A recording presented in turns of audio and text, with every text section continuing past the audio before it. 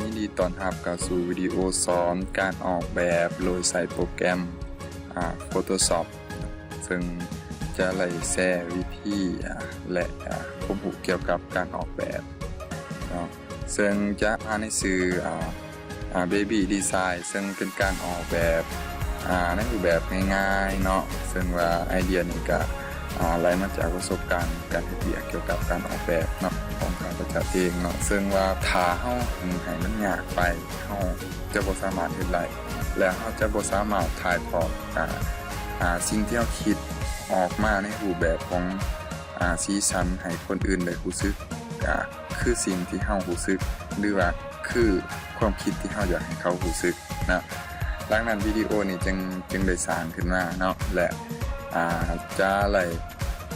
แบ่งปันไอเดียอยู่ในการใส่เนาะซึ่งว่าโปรแกรมสำหรับการออกแบบนี้อาจจะมีหลายเนาะถึงอยู่ในตระกูลของ Adobe เองหรือว่าอยู่ในข่ายต่างๆเนาะแต่ว่าสิ่งที่น่าเริ่มต้นก่อนหมู่ที่สุดหรือว่าสิ่งที่คิดว่าควรจะเริ่มต้นหรือว่าหลายๆคนจะเริ่มต้นก็คือ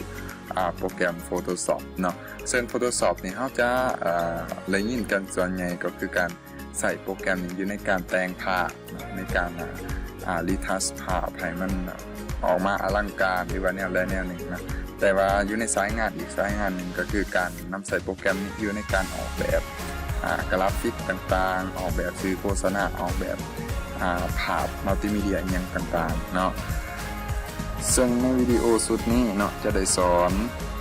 แต่เริ่มต้นเนาะจนถึง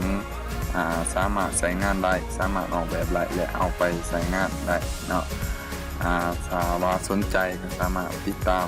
วิดีโอนี้ได้เนาะเพราะว่าจะได้สร้างเป็นวิดีโอเป็น